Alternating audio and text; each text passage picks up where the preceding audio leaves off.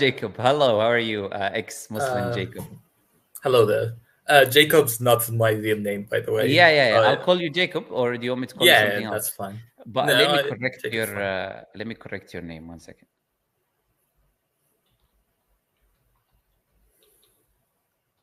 There you go. I think that is a lot more appropriate. There you go. Okay. I don't Okay. think that's how that word is Well, spelled, but that's fine. that's how they say it these days. So we're just like, putting You it the already right way. know where All I'm right, going Jacob. from. So Okay. I know you're Arab. You look Arab. I don't know. I do not know Mhm. exactly where you're from, but I know you're an Arab, and that's why I was asking if you're a Muslim or not. All right, Jacob. So can you now? Let me start by asking you a question. You say you're an ex-Muslim. I'll allow you to ask questions if you like. I don't know. You're coming with a question. You have questions in your mind. Uh, I do have specific questions about everything, but you can decide where my questions go since this is your stream. Yeah, no. First, I'll let you ask questions, but first, I want to ask you a foundational questions because Go that ahead. foundational question is based on what you claimed or what you said so far. You said that you're an ex-Muslim means you left Islam. So there should be a reason for why you left Islam. Now, I'm going to ask for one thing, one reason where you can pinpoint and say, look, here is where I left Islam. Could I say, oh, it's a million different things, as everyone usually tries to do to avoid pinpointing the reason where is the obstacle, where is that rock that was like, okay, if this is true, therefore I gotta leave Islam right now. I want you to pinpoint your finger and tell me, okay, here is the reason I left Islam. And that reason has to be rational and consistent. So I'm welcoming to hear what is that rational, consistent reason that made you leave the religion of Islam. Go ahead. Hmm. That's a difficult question to answer, but I'll try my best. So a lack of proof is the short answer. A lack of proof, and a lot of inconsistencies, mistakes, whether scientific or what I find to be ethically, incorrect in my opinion. Which I understand the argument for these is that I'm not, I don't have the right to say that this is unethical or not, since it's God's word. But yeah, just a lack of proof and a lot of inconsistencies, which we could talk about in this So offline. you went ahead and did exactly what I said you're about to do, which is you're I going to I say, you know, I yeah, understand that it's a I literally just said you're about to do this, and you just heard everything I said, and okay. you Like, do you want me to point at a specific verse? I said the one look, nobody just there is always a certain point where you say, okay, I cannot be this anymore, I cannot be a Muslim. Okay, I've come across this is a huge issue, it's the biggest misconception, this is a big problem for me, I cannot believe this religion is true if this is true. Now you don't have that, that's fine, you just say I don't have that, you don't need to give me to please me. You can I just just admit and say, like, so far there isn't one single consistent logical reason that I can present you to tell you why Islam is false, for example, where I left Islam. There isn't. There are many reasons, many arguments, many you can say these things, but you can agree and admit that there isn't one argument that you can pinpoint and say, oh, this is the reason why Islam is false or why I left Islam. Do we agree on that? what I want to say is it's never really one thing though, right? Like, you see one thing that bothers you, and like, okay, maybe this has an answer, but then you see another, and then another, and then another, and then the shack, it piles up until it comes No, to a certain I breaking point. disagree. Yeah, I think it has to be something really major for someone to basically change their position. Maybe they come across Well, a problem here, small problem here, small problem here, but then they will come across this point in their life, the turning point that people call. You come across something, there's something that happened. Okay, this is a huge issue, and then I left. But anyways, now since we've established that you don't have one single thing, then I'll allow you then to ask uh, your questions. I'll let you ask your questions, and then I'll come to you with questions, maybe counter questions in the meantime, etc. But for now, what is that question that you have for me? Go ahead. once What are you again, now, not by the way? What are you now, by the way? uh, like what I An believe. atheist? Yeah, an atheist I or guess agnostic. okay, okay, an unbeliever, basically. All right, go ahead. More or less, yeah. Yes, So it's not it's one not a thing. Yes, but specific what did question. you Yes, have in but mind when you wanted to come? Yes. for example, I could say scientific inaccuracies. May I give examples? You can start with one example, not examples. Right, go ahead. Yeah, I mean, an example. Yes. Go ahead. Yes, I'm saying it's your theme. Like, you could decide what we want to talk about, whether Sure. it's the ethical part or the scientific part, or Sure. sure. Okay, first, let me refute all the scientific arguments you're about to bring. Mm-hmm. What is science? العلم التجريبي, science is. To say in Arabic does not mean you define that, right? Yeah, no, I'm not defining. It's just that it's easier for me to speak in Arabic. I understand that it is not one fixed thing, and that science could be wrong. Science constantly advances. Science changes. It's not one specific fixed thing. Again. So what is science?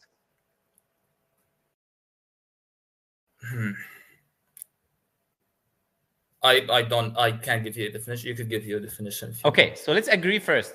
You do not know the definition of science, but you want to proceed and present scientific errors or mistakes in the Quran. I'll say, like, the beginning of any field is to know at least the definition of what that field is or what that thing is, in order for me to even start to embark on a journey of speaking about it, at least. Now, to go to the extent of where you want to speak scientifically and tell us the scientific mistakes in the Quran and how this is scientifically right and how this is scientifically wrong, when the foundation of what science is not familiar to you, I think that is an issue. I would humbly say that. Now, the definition of the scientific method is to study the physical world, the material world, that which you can put under a microscope. You do experimentation, then you do repeatability, and you do falsification. That is the definition of the scientific method. You have a specific experiment, you repeat the experiment, and then we see whether that experiment is falsified or is it a valid theory for the time being based on the limited data that we have and the research that we have. That is the definition of science.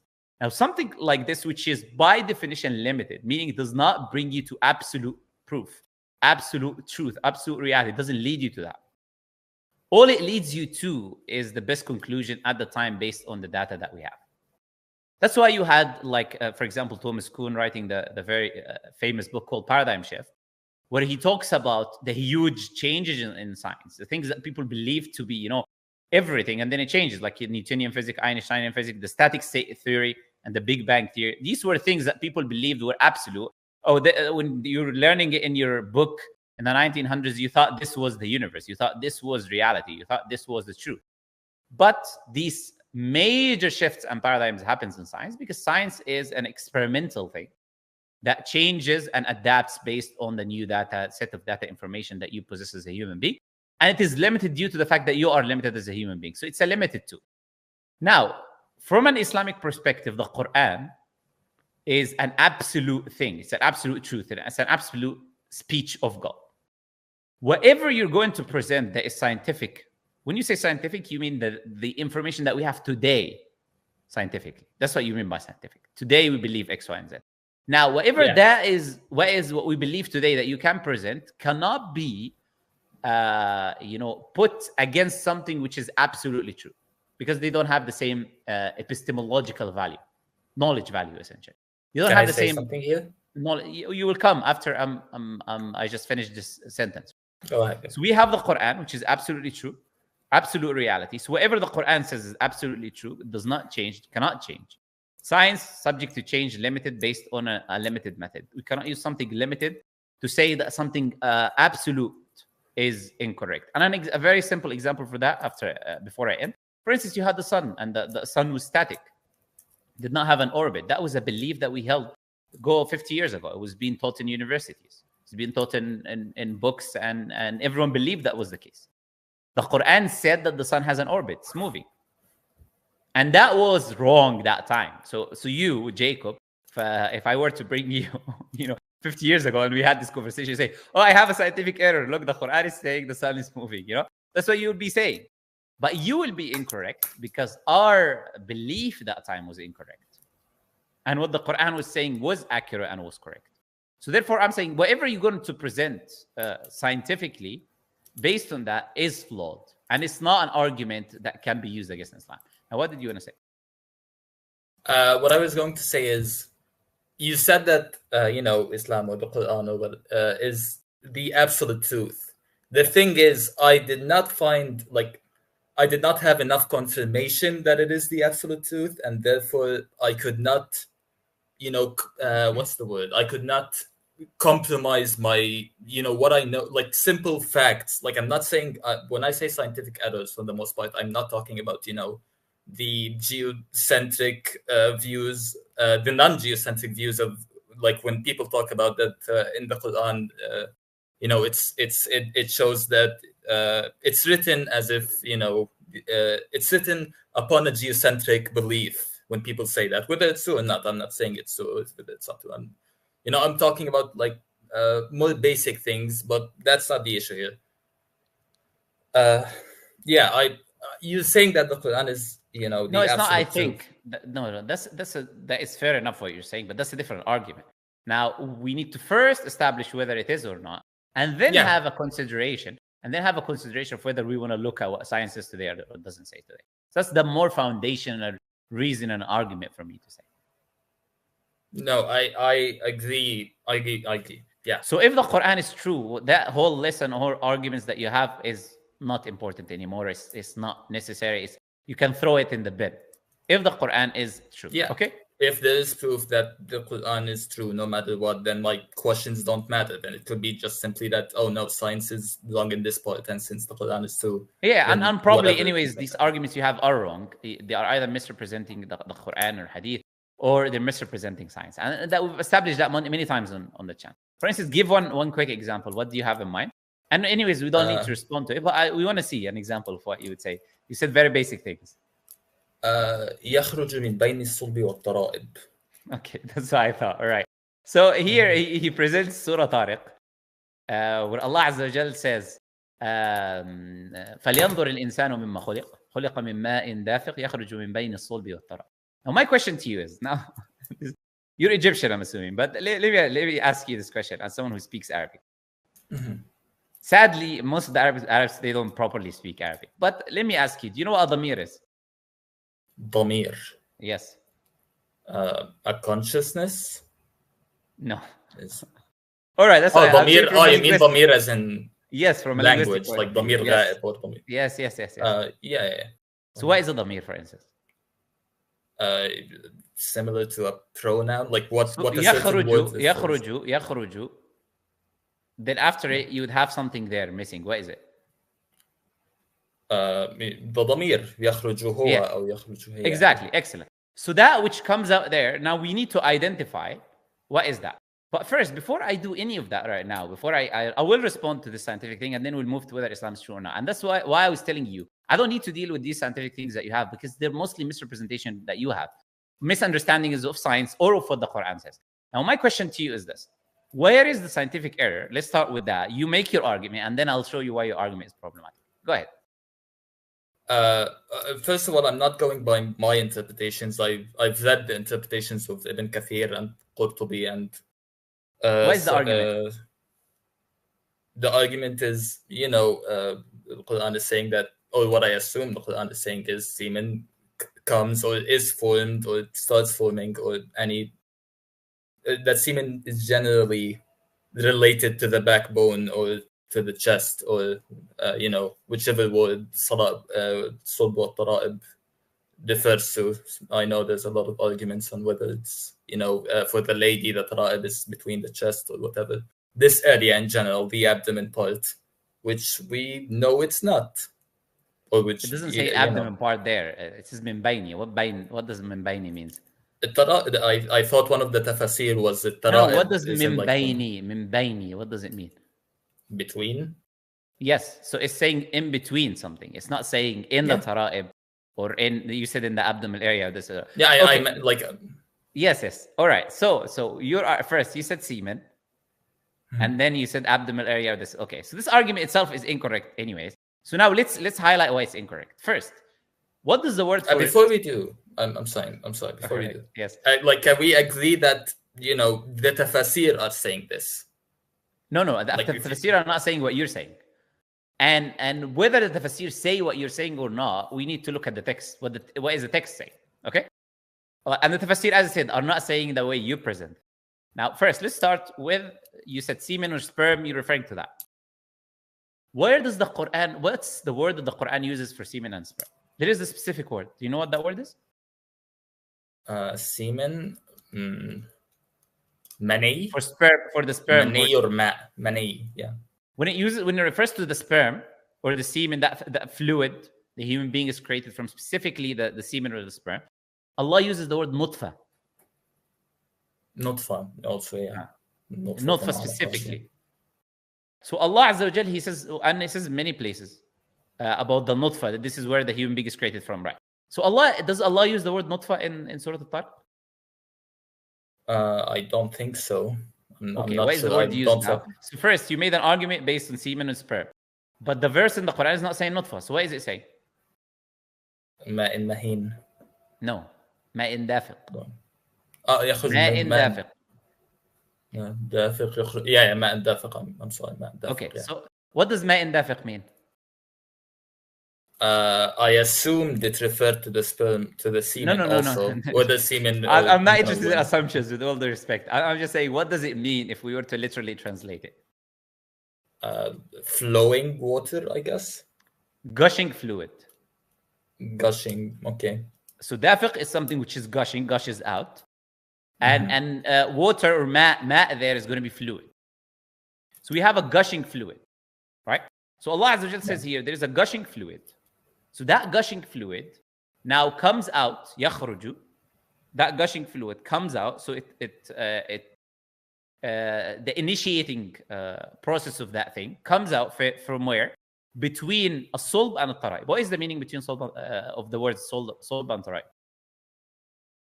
What I know is that it's not, people, mufassirin, mukhtarifin. What is the general view of the soul? What the meaning backbone. of the word soul? Backbone and taraib? The area between the chest, I think. The ribs specifically. Allah, the ribs. So, okay, we have now backbone and we have ribs. Now, do you know that scientifically, between the backbone and the ribs, there's something called the seminal vesicles? Do you know what the seminal vesicles are? Yeah. Why is the seminal vesicle? I do not. It's part of the accessory glands that create the semen. All right. So this seminal vesicle is located, by definition, between the ribs and the backbone. And this seminal vesicles is where you have the initial fluid that carries the semen and that carries the sperm that the human being then uses to, multiply and have intercourse and all of that. Now, my question to you is this. Is not that this is a scientific mistake. My question to you is, when the Quran now defines that there is now a fluid, a gushing fluid, as we know today, comes from these seminal vesicles that are located scientifically between the backbones and the ribs. Now, my question is, how would Prophet Muhammad, now what you're trying to use as a doubt is in reality and evidence. You're going to spin it on me. How did he know? Yeah, exactly. How would he possibly know that piece of information? Why wouldn't he use the word nutfa? Why wouldn't he use any other different location other than this specific location? Mm-hmm. Now, so that shows... Go ahead.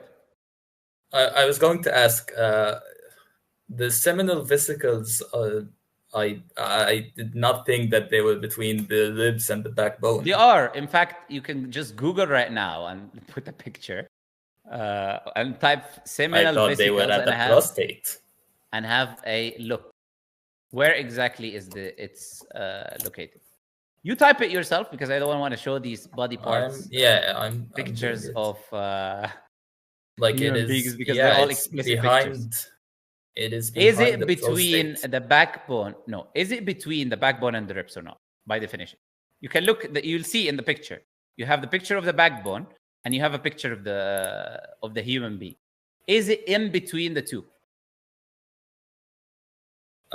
Picture of. Okay, this is the one, I think. Come on, like this. Is it in between the two or not? It's. I mean, it's the backbone ends here. You have the seminal vesicles here, and then you have the ribs here, and you have in between the backbone and the ribs. You have something called the seminal vesicles, in which that gushing fluid gushes out. Like if these are the ribs, the seminal vesicles are below it at the pelvis. You know, is it in between or not? Like, Like, almost let me ask you. Let me show you how ridiculous what you're just saying is. First, the ribs ends here, and then you have the seminal vesicle, and then you have the ribs, and it's exactly in between the two. Now you're trying to make a very ridiculous argument by stating, oh, the ribs is a little bit on the top. That's irrelevant. Is it in between the two? Let me ask you a simple question. Is your head between your shoulders? Can I say that you have a head between your shoulders? Your head is between your shoulders. Linguistically, yeah. Okay. So when you come with a very ridiculous things trying to say, oh, it's a little bit up, it's a little bit down, that's irrelevant. In reality, when Allah uses the term that the seminal vesicles are in between the backbones and the ribs, and it is here, then by definition, it is in between the backbones and the ribs. Do you agree on that? If I do agree with this, then almost everything in your body you could say is between the ribs and the backbone, though. Not everything in your body you can say is between. There are things which are lower, and there are things that are outside. Your eyes and nose and ears are not between your backbones and the ribs. You could say that they are if if I'm you standing can't. straight. You can't because the backbones and the ribs are essentially you can say the barrier of that which is in between here, this area. So when we say something is here specifically between the backbone and the ribs, by definition, it is between the backbone and. So first, let's not. This is the thing. There's a level of being ridiculous you can get to when you don't want to accept something which is absolutely clear. By definition of every language, it is in between the backbone and the ribs. But not only that. We can also use a different argument. We can say that يخرج here is not referring to the gushing fluid at all. And this is where I was asking you about the damir. So look, whichever way you want to go about this, you're not going to be able to find an argument against Islam. Now, how can we say that this is not even referring to the fluid? Because يخرج, as I said to you, is referring to a specific damir. And that damir in the Arabic language and in the Quran, it can refer to the closest, the most recent mentioned damir, or that which was mentioned before. Now, what was mentioned before? Allah, if you go back to the context, Allah Azza wa Jalla says in the Quran, فَلْيَنْظُرِ الْإِنسَانُ مِمَّا خُلِقَ. Let the human being observe from what he was created. Then Allah says, خُلِقَ مِن مَاءٍ دَافِقٍ. So Allah mentions the damir first, is the human being, and then mentions another damir, which is the gushing fluid. So there are two nouns here that are mentioned. And comes out here can refer to the human being and can refer to the gushing fluid. And the human being does come out of this area between the backbone and the ribs. This is where the human being comes out from, literally. And this is not my interpretation, by the way. You can go to the English translations of the Quran. For instance, Abdul Halim translation. He would translate يخرج here referring to the human being. He says he comes out and then he would put human being. Because in Arabic language, comes out there, the damir can either refer to the closest damir, the closest noun mentioned, or the one that was mentioned before. So either way you wanna spend this or go about. Even if you want to try and say, oh, this is not in between the backbone and ribs, which is clearly is the seminal vesicles are, you got no argument against Islam.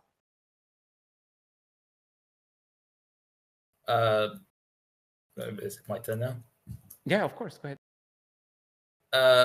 So what you're doing right now is part of my problem with Islam, where any question that I can ask scientifically does have an answer, in other this. I'm not the first person who discovered this. This has been asked to a lot of Muslims, and there's always an answer. What I'm really not trying to be hypocritical or anything, but I really think you're stretching it. That's what I think. And I'm sorry, by the way, for pausing. This is my first ever interview with anyone of the sort. I'm sorry for disrupting. I'm waiting for the argument. Yeah. I'm saying that there'll always be an answer. You can always, stretch the meaning of words. So let me get this straight. This is your argument. Your argument against me giving you an answer is that you're always going to give me an answer, brother. So because you're always going to give me an answer, and Muslims are always going to find an answer. Okay, when you claim I stretched something, now go ahead, tell me which part in what I said was a stretch. Go ahead. Which part did I say that it was not? Which part in what I said was not accurate? The part between it being from the ribs to the backbone. I'm not saying it's inaccurate. I'm saying that, yeah, technically you could say that the seminal vesicles is in that area, but that's what I mean by stretching the definition. It's not at the same level of the ribs. Is it linguistically correct to say the seminal vesicles are between the backbone and the ribs? Is this a false statement or a correct statement? I'm saying I'm not saying you're lying. I'm saying it's a stretch. I'm not saying you're saying I'm lying. I asked a very specific question. No. Would I say that? I guess linguistically, yeah, you could say that it is between the ribs and the backbone. No. I guess we're talking about actual facts. I'm not a linguistic, scientist. I could be. I give you an example for that reason. Now, I told you your head between. I give you an example for a reason, because this is how language is. So you just admitted yourself that linguistically there's nothing wrong with that statement, and if that statement is correct linguistically, it's also correct scientifically. We know that the seminal vesicles is where the gushing fluid comes out, which carries the semen or the sperm, which then the human being is created from. So you just admitted to yourself that there is no stretch here. Number two, didn't I give you an alternative explanation or an argument as well to understand the verse? That even if you didn't want to use the idea of the seminal vesicles, it's also valid Islamically from an Arabic language and from a rational perspective. Did I do that or not? Yeah, you did. No, I'm not saying that this is, I could be wrong about the sperm thing. The entire verse could be correct. I'm not saying that this is like, this has been disproven, and my claims are, completely shattered. This could be true. What you're saying.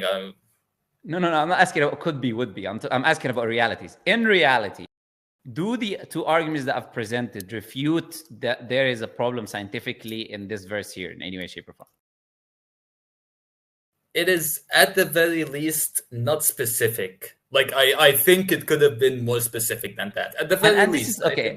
Thank you for thank you for presenting the issue with the people who come and claim they're ex-Muslims. This is the issue that you have. The issue you have is not irrationality. It's not consistent logical reasoning or any of that. Because when you're given responses and answers to the questions that you have, you don't accept them.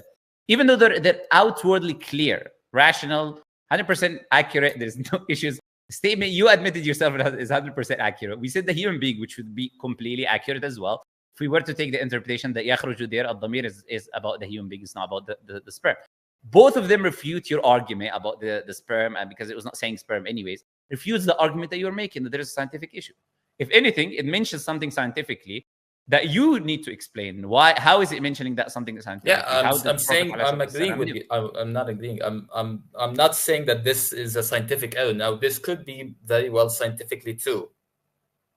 It's not could be. It is scientifically true that there's something called. Okay, for the sake of the argument, I'm saying. No, not for the sake of the argument. It's just, this is what I'm saying. This is my problem. You're rejecting facts, realities. It's a fact that the seminal vesicles produces a fluid that carries the semen and the sperm. That's a fact.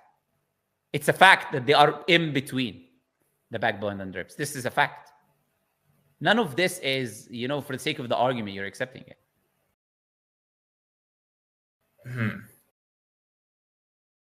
Okay, I say I accept this. I accept that the seminal vesicles is between the ribs and the backbone. This is, first of all, it's not my only problem. And second, I still think... No problem. I never said it was your only problem. I made a claim when I talked to you. The claim I made is that these arguments that you claim are scientific issues in the Quran are in reality your misunderstanding, your misrepresentation of both science and what the Quran says. And I made you give an example for only one specific reason, to demonstrate that this is the case. Because I didn't choose the example, you did. You could have brought anything. No, yeah. You could have brought from a million different examples. You could have brought anything. But I know whichever example you're going to present, I was going to demonstrate and show you and the people watching, in reality, there's no scientific error or mistakes. There's a mistake in your understanding or in the people's understanding who claim that there's a scientific mistake in the Quran. The mistake is in their understanding of science and their understanding of the Arabic language and the Quran. Now, let's move on to like what we said, so we can complete and finish this discussion with it. Islam being true or not being true, because we said that is the foundation now, and everything else now is irrelevant. You keep bringing me examples. We can spend time on each example, 30 minutes on each example. No. I don't think irrelevant. This would be very helpful. Yeah. So what is relevant or not relevant is whether the Quran is from God or is not from God. Now, my question to you is this. What is the compelling evidence? What is the argument that you accept? What type of evidences, epistemologically, that you use? You know what epistemology is? It's a study of knowledge, basically. You say, this is proof 100% for me that Islam is true. What would be something convincing for you right now that Islam is true or false? It's true. Let's just say true. What is compelling evidence that Islam is true for you? What is the criteria for you? That if you see something, you say, okay, that is evidence, I accept now Islam is the truth. What is the criteria?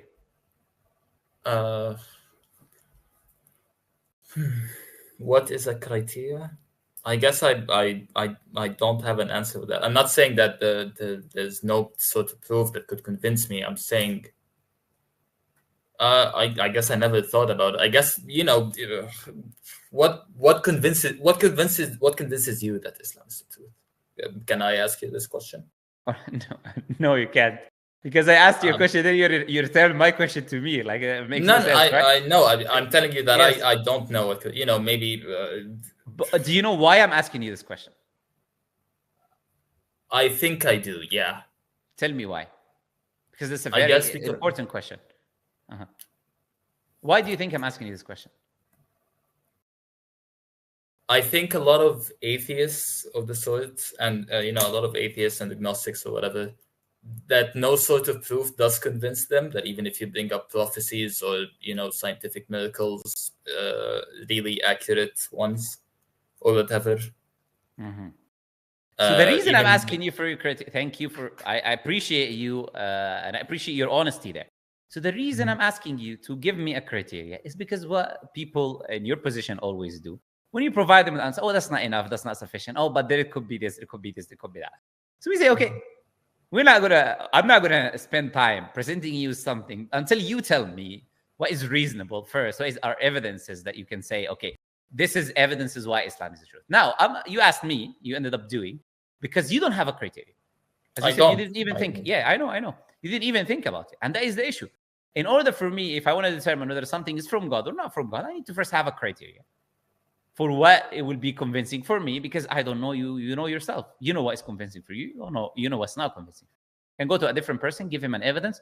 He's already believing. I come to you, say, oh, no, that doesn't make sense. People are different. So that's why I asked you specifically, what is the argument that is going to convince you? Now, what I'm going to say is this, very simple. You ask me, what is the proof I have? It's not that Islam is the truth or why I believe Islam or I know Islam is the truth. And I already have like a video on my channel, like a 1-hour lecture where I talk about that. Again, I'm going to say it very simply, very quickly. There are different types of evidences. There are different types of evidences, right? Why Islam is the truth. And in each type, there's individual examples. For instance, you mentioned a type when you were speaking, which is prophecies.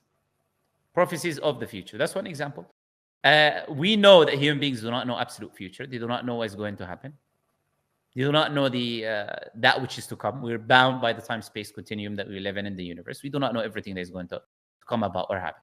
So if the Prophet ﷺ were to make tens of prophecies, they're all accurate, they're all correct, none of them are false, none of them are inaccurate. You have these examples in which I say these are the examples now. In that type of evidence is prophecies of the future. And then you have multiple different examples. Another type is the knowledge of the natural world. I don't use the term scientific for them, but Allah speaking about describing the natural world, because he's describing them objectively the way they are. They cannot change. They are the way Allah said they will be. So you have the natural world, Allah describing the natural world, describing expansion of the universe, describing embryology, describing many different things that the Quran talks about. You have another example, history, things which the Prophet ﷺ did not know.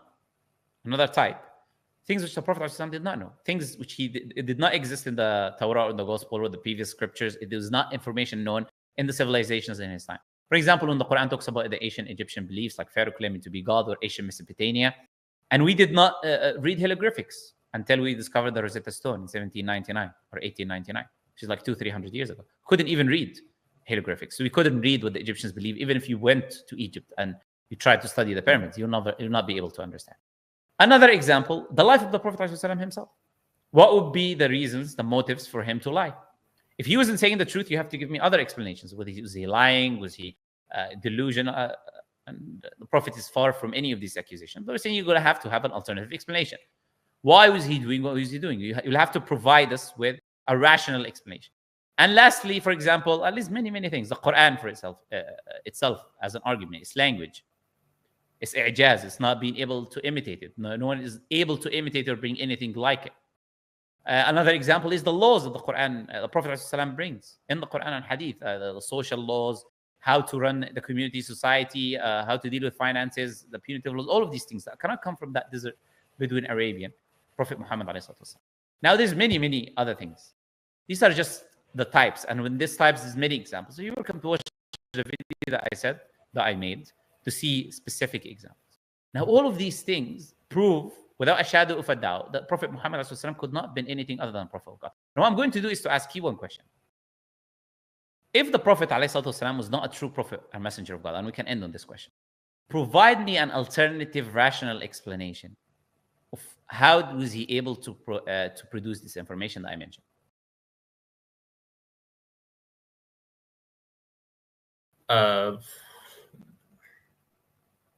Well, an example could be like for some of the things that he learned was that he was a trader for a big time of his life. He could have known it from other people. But okay. I can't give you an example exactly. Okay, so this is very illogical. Okay, so this very illogical answer does not work for many reasons. First, does not respond to all of the claims, because we said the claims of Prophet ﷺ made, even if he was a trader, he's not going to meet a scientist, a geologist, a biologist, a hydrologist, cosmologist. He's not going to be a historian. He's not going to meet people who spoke the Greek and language. He's not going to meet the people who spoke and meet everyone and collect all the accurate information. If it was hearsay and he was taken from the people and he was trading, the book would be full of problems, would be full of issues. It would be full of the beliefs that the Greeks had, for example, or be full of the beliefs that the Persians had, or the beliefs that the Byzantines had at the time, because he was taking information from them. But the Quran reflects anything opposite to that. It reflects belief which are opposite to what these people used to believe. So that cannot help you. It will not also answer the point of the future. Being a trader, you're not going to meet, some guy coming with a time machine from the future to tell you what was happening that time. So he's not going to respond to the idea of prophecies. So can you present me with a rational explanation, an alternative, something that actually works, that can make us believe and explain? And meeting a trader is not going to help you with producing an Arabic text that is now has its own genre in the Arabic language, the most eloquent speech in the whole Arabic language that cannot be imitated. That is not going to help you as well. So can you present me with a rational explanation? If Prophet Muhammad ﷺ was not truly a messenger of God, give me an alternative explanation. How did he produce or do these things? I guess no, I really don't have an answer for that. All right. So if the Prophet ﷺ could not have done any of these things except if he was a messenger of God, then he is? Waiting for you to say. Would that be proof that he is really the messenger of God? Okay. So it's an objective fact, an objective reality that the Prophet Muhammad ﷺ is a messenger of Allah. It's a fact. It's a reality, because you can never produce an alternative explanation that he would have been able to do the things that he did. And by the way, one or two of these things by themselves are enough of evidence to show that he is a messenger of God. But when you put them all together, it becomes an impossibility that he wasn't truly a messenger of God, because he didn't claim this is my information. He claimed that this is from the Creator. So now my question to you now, if he could not have been anything other than a messenger of God, then why are you not back to being a Muslim?